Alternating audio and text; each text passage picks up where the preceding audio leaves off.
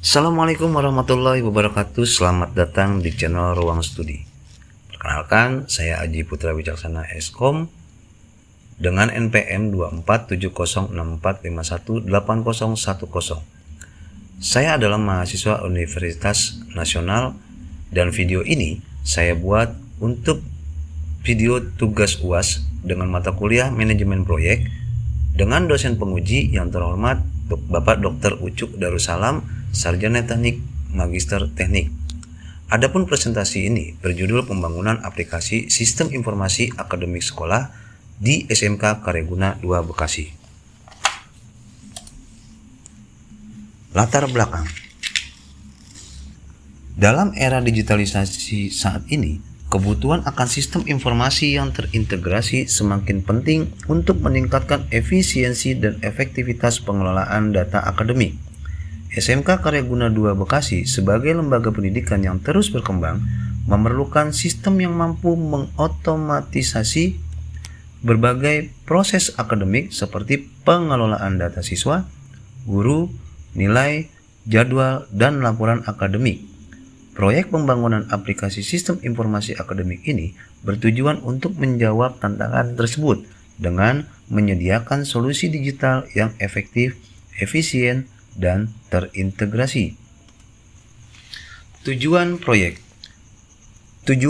ini dirancang secara komprehensif untuk mendukung kebutuhan akademik sekolah secara profesional, yaitu yang pertama, pengelolaan terintegrasi, di mana kita dapat mengembangkan sistem informasi akademik yang mampu memusatkan data siswa, guru, mata pelajaran, nilai, dan jadwal dalam satu platform yang saling terhubung.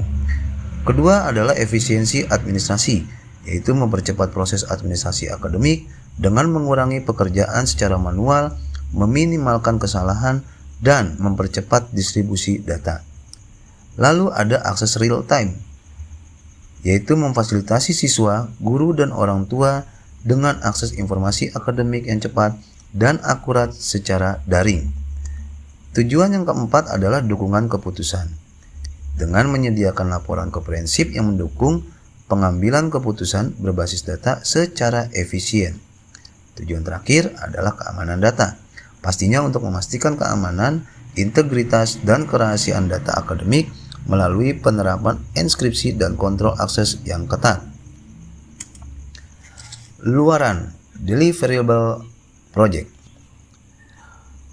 Luaran proyek merupakan hasil nyata yang diharapkan tercapai setelah proses pembangunan sistem informasi akademik selesai. Adapun detail luaran yang akan dihasilkan meliputi aplikasi sistem informasi akademik sekolah, yaitu sebuah perangkat lunak yang terintegrasi mencangkup fitur pengelolaan data siswa, guru, nilai, jadwal pelajaran, dan laporan akademik secara komprehensif.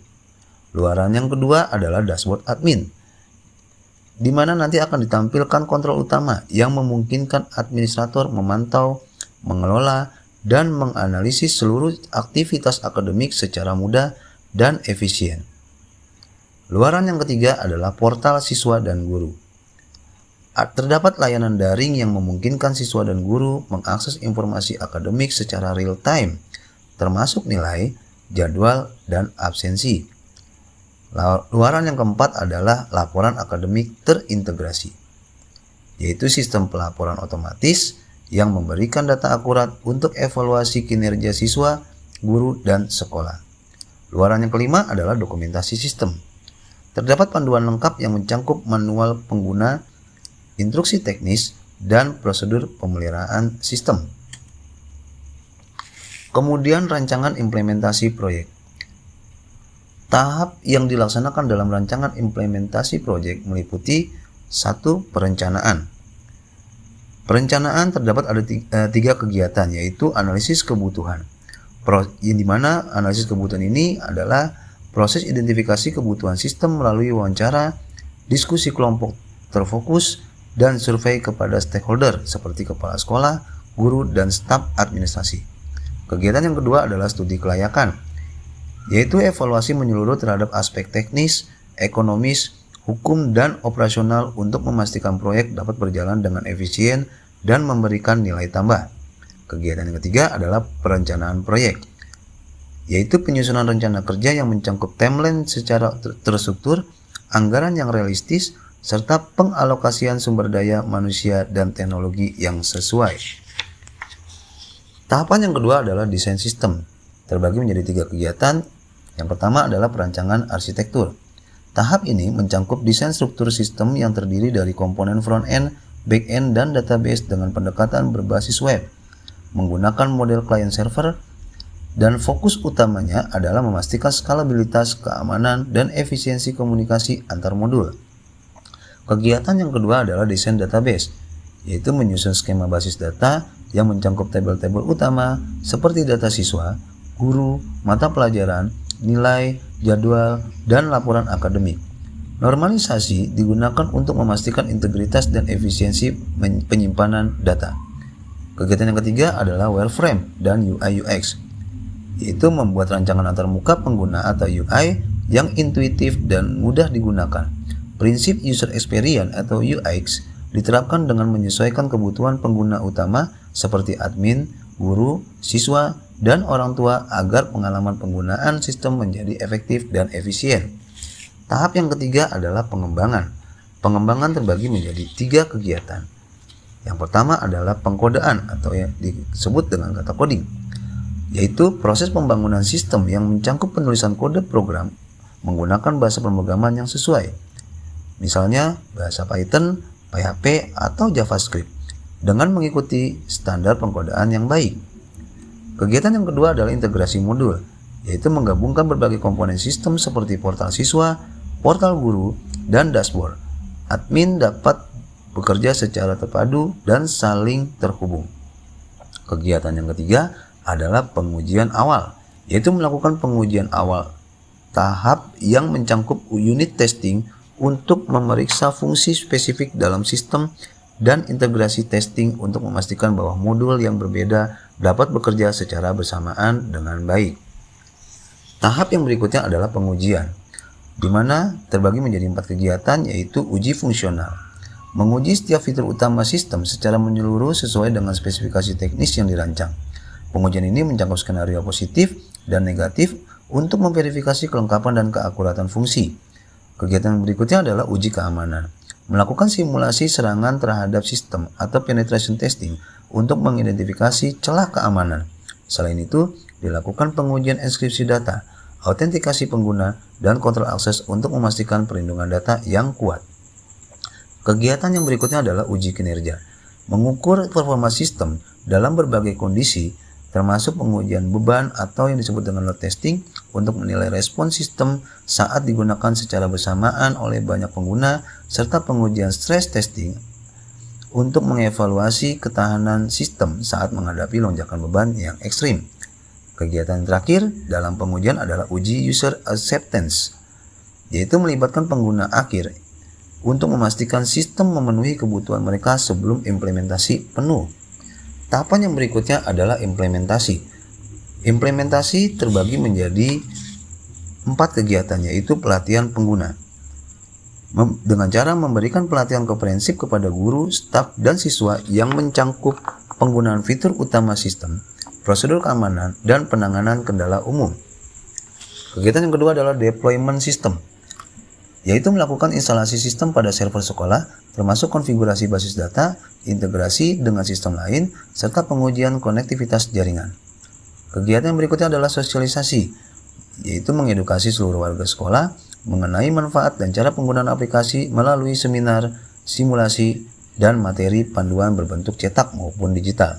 Kegiatan terakhir adalah monitoring awal, yaitu mengawasi kinerja sistem secara intensif pada tahap awal implementasi untuk memastikan stabilitas, keandalan, dan responsif terhadap laporan masalah.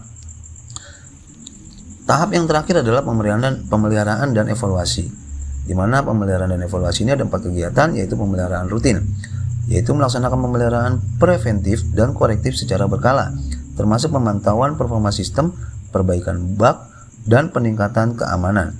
Kegiatan berikutnya adalah evaluasi sistem, melakukan pengumpulan umpan balik dari pengguna melalui survei dan wawancara, serta menganalisis log sistem untuk mengidentifikasi area yang memerlukan peningkatan. Kegiatan yang berikutnya adalah pembaruan sistem, yaitu mengimplementasikan pembaruan fitur secara berkala sesuai kebutuhan akademik, termasuk peningkatan antarmuka pengguna atau yang disebut dengan UI UX dan pengoptimalan kinerja. Terakhir adalah laporan pemeliharaan, yaitu menyusun laporan berkala yang mencakup hasil evaluasi, tindakan perbaikan, serta rencana pengembangan sistem untuk periode berikutnya. Itulah tahapan yang akan dilaksanakan dalam rancangan implementasi proyek. Berikut adalah diagram use case. Dalam diagram use case ini ada 5 aktor yang terlibat, yaitu admin sekolah, guru, siswa, dan orang tua serta kepala sekolah. Admin sekolah dapat mengelola data utama dan penggunaan sistem. Guru dapat menginput nilai siswa, absensi, dan melihat laporan. Siswa melihat nilai, jadwal, dan absensi. Orang tua memantau hasil akademik anak, sedangkan kepala sekolah dapat melihat laporan dan analisis akademik. Use case atau kasus penggunaan. Dalam use case ada manajemen data pengguna. Jadi admin dapat menambah, mengedit, dan menghapus akun pengguna.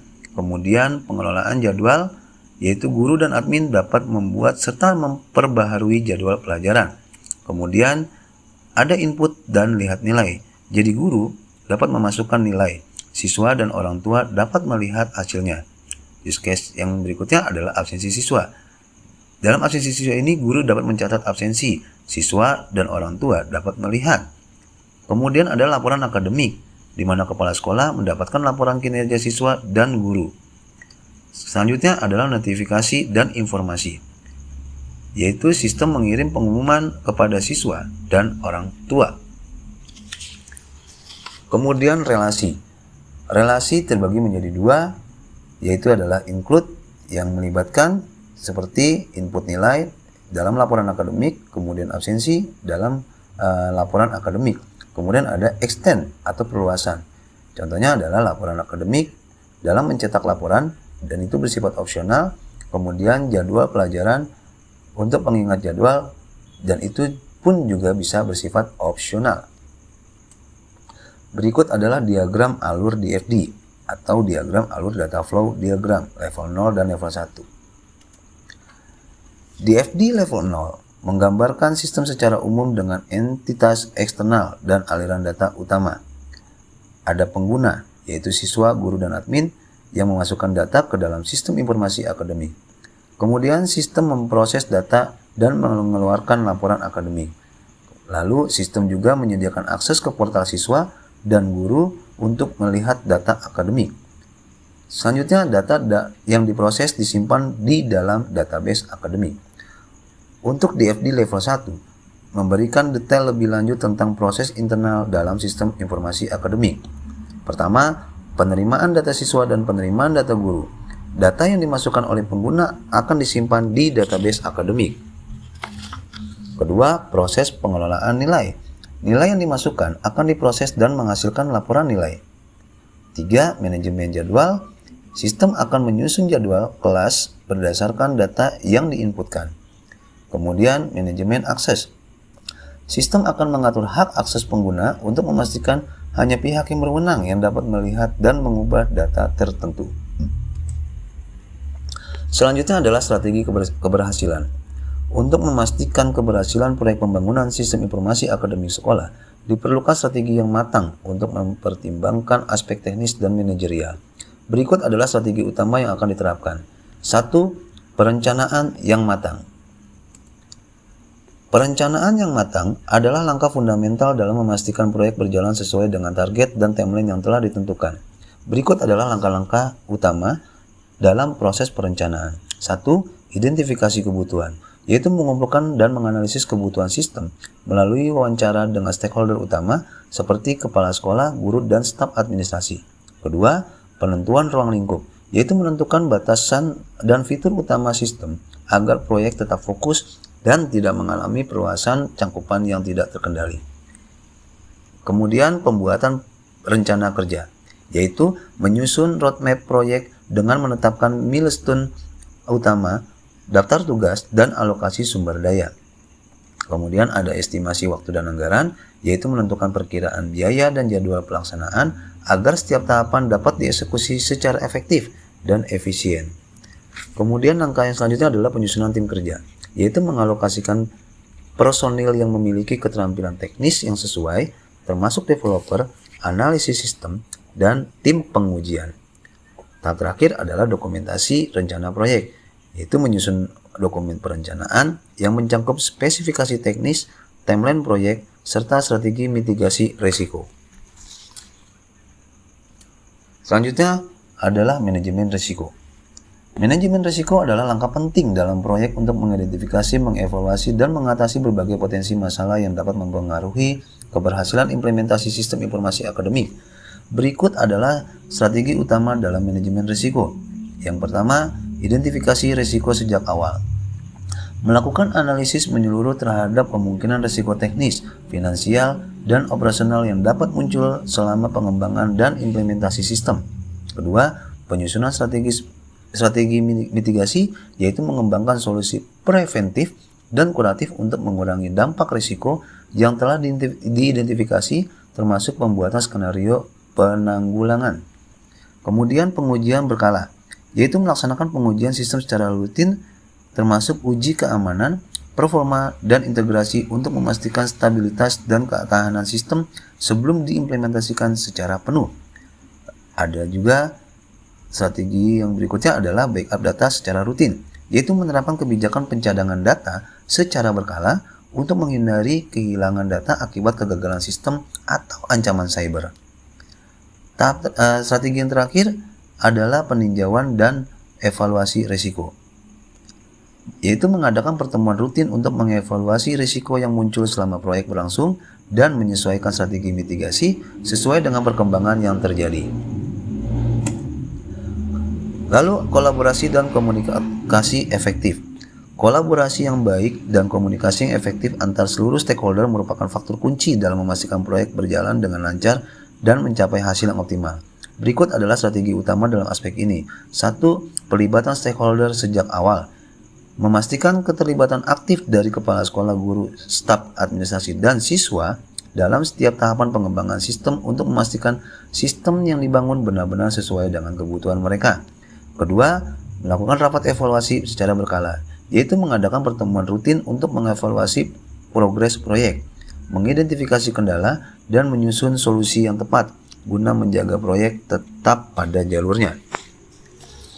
Lalu ada dokumentasi yang jelas dan terstruktur, yaitu menyediakan dokumentasi teknis dan fungsional yang lengkap agar setiap anggota tim memiliki pemahaman yang seragam terkait peran, tanggung jawab, dan alur kerja proyek.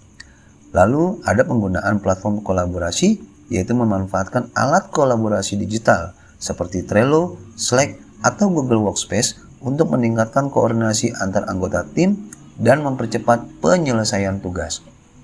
Terakhir adalah sistem umpan balik yang terbuka, yaitu mendorong adanya komunikasi dua arah antar tim pengembang dan pengguna akhir agar masukan dan saran dapat segera ditindaklanjuti untuk peningkatan kualitas sistem.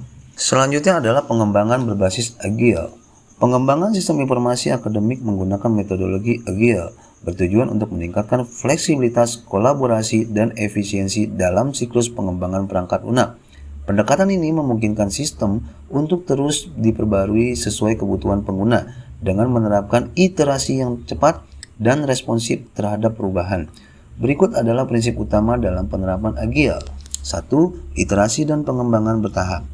Setiap fitur dikembangkan dalam siklus sprint yang berfokus pada penyelesaian dan pengujian secara bertahap, kemudian diintegrasikan ke dalam sistem utama. Lalu, kolaborasi dengan stakeholder, yaitu tim pengembang bekerja secara aktif dengan pengguna akhir seperti guru, siswa, dan staf sekolah untuk mendapatkan umpan balik langsung terhadap fitur yang dikembangkan. Ada juga yaitu continuous integration and deployment, yaitu implementasi pengujian otomatis dan integrasi kode secara berkala untuk memastikan sistem selalu dalam kondisi stabil dan siap digunakan. Lalu evaluasi dan perbaikan berkelanjutan, yaitu setiap iterasi atau sprint disertai dengan sesi retrospektif untuk mengevaluasi kinerja dan melakukan perbaikan agar pengembangan tetap optimal. Lalu responsif terhadap perubahan, yaitu kemampuan untuk menyesuaikan sistem dengan perubahan regulasi akademik, kebijakan sekolah, dan kebutuhan pengguna tanpa harus merombak keseluruhan sistem. Yang kelima adalah pelatihan dan sosialisasi. Pelatihan dan sosialisasi merupakan tahap penting dalam memastikan implementasi sistem informasi akademik berjalan dengan sukses dan dapat digunakan secara optimal oleh seluruh pemangku kepentingan. Berikut adalah langkah-langkah yang diterapkan dalam proses ini. 1. Pelatihan insentif bagi pengguna akhir, yaitu menyediakan sesi pelatihan bagi guru, staf administrasi, dan siswa untuk memastikan mereka memahami cara penggunaan sistem dengan baik. Pelatihan ini mencangkup pengelolaan data akademik, input nilai, akses informasi, serta penggunaan fitur utama. Kedua, penyusunan dokumentasi dan panduan pengguna, yaitu menyediakan manual pengguna, video tutorial, dan fact yang dapat diakses kapan saja sebagai referensi untuk pengguna. Ketiga, uji coba dan simulasi sistem, yaitu melaksanakan simulasi penggunaan sistem sebelum implementasi penuh untuk mengidentifikasi potensi kendala dan memastikan pengguna merasa nyaman dalam mengoperasikan sistem. 4 adalah sosialisasi melalui berbagai kanal, yaitu menggunakan berbagai media seperti rapat internal, buletin sekolah, dan platform digital untuk mengedukasi seluruh komunitas sekolah mengenai manfaat dan cara penggunaan sistem. 5. Penyediaan tim dukungan teknis, yaitu menyediakan layanan bantuan teknis bagi pengguna yang mengalami kendala dengan mengoperasionalkan sistem, baik melalui layanan langsung maupun kanal komunikasi seperti email atau helpdesk digital. Keenam adalah pemeliharaan dan pengembangan berkelanjutan. Pemeliharaan pengembangan berkelanjutan merupakan aspek penting dalam memastikan sistem informasi akademik tetap relevan, stabil, dan dapat memenuhi kebutuhan pengguna dalam jangka panjang. Berikut adalah strategi utama dalam tahap ini. 1. Pemantauan dan perawatan rutin, yaitu melakukan pemeriksaan berkala terhadap sistem untuk mendeteksi dan memperbaiki bug, meningkatkan kinerja, serta mengoptimalkan fungsionalitas sistem. Kedua, evaluasi penggunaan sistem, yaitu mengumpulkan umpan balik dari pengguna melalui survei dan laporan penggunaan guna mengidentifikasi area yang perlu diperbaiki atau ditingkatkan. Ketiga adalah keamanan dan pembaruan sistem, yaitu menyediakan mekanisme pembaruan perangkat lunak secara berkala untuk meningkatkan fitur keamanan, kompatibilitas, dan stabilitas sistem. Berikutnya adalah pengelolaan infrastruktur teknologi, yaitu memastikan server, database, dan komponen teknologi lainnya selalu dalam kondisi optimal, termasuk pengelolaan kapasitas penyimpanan dan kecepatan akses. Berikutnya ada pengembangan fitur baru, yaitu berdasarkan evaluasi dan tren teknologi terbaru, sistem akan terus dikembangkan dengan fitur tambahan yang mendukung efisiensi pengelolaan data akademik. Terakhir adalah pelatihan lanjutan bagi pengguna, yaitu mengadakan pelatihan berkala untuk meningkatkan pemahaman dan keterampilan pengguna dalam mengoperasionalkan sistem secara optimal. Dengan menerapkan strategi ini, proyek diharapkan dapat berjalan sesuai rencana, memberikan manfaat maksimal bagi sekolah, serta meningkatkan efisiensi dan efektivitas pengelolaan data akademik.